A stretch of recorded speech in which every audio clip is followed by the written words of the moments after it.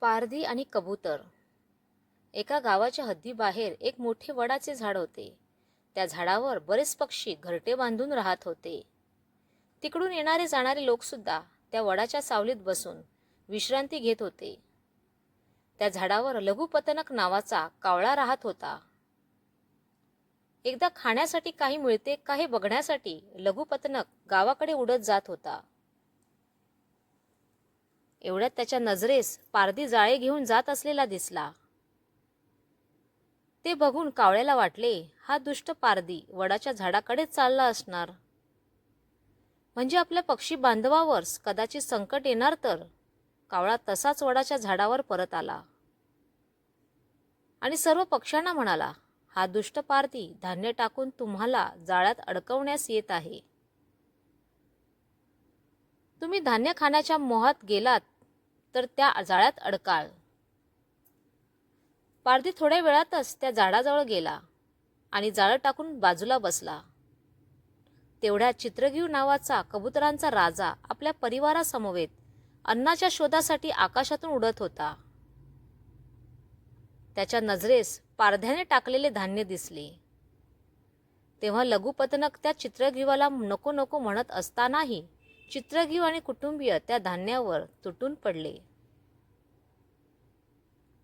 खरं म्हणजे चित्रगीव हुशार आणि चाणाक्ष, पण चित्रगीवाच्या नशिबातच संकट असल्यास त्याला तो तरी काय करणार.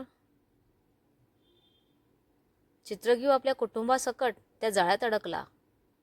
बरीच कबुतरे जाळ्यात अडकल्याचे बघून पारधी खुश झाला. त्या कबुतरांना मारण्यासाठी पारधी काठी घेऊन धावत आला.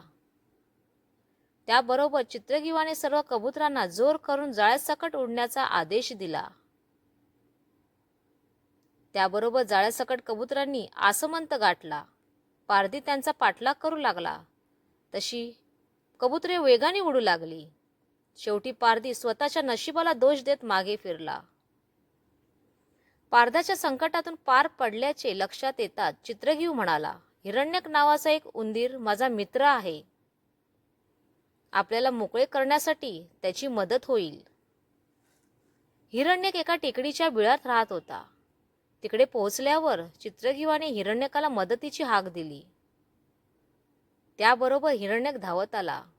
चित्रगीवाने घडलेली हकीकत सांगून जाळ्याचे पाश तोडण्याची विनंती केली. हिरण्यकाने मित्रप्रेमाखातर आणि संकटात सापडलेल्यास मदत करण्याच्या वृत्तीने चित्रगीवास मोकळा करू लागला.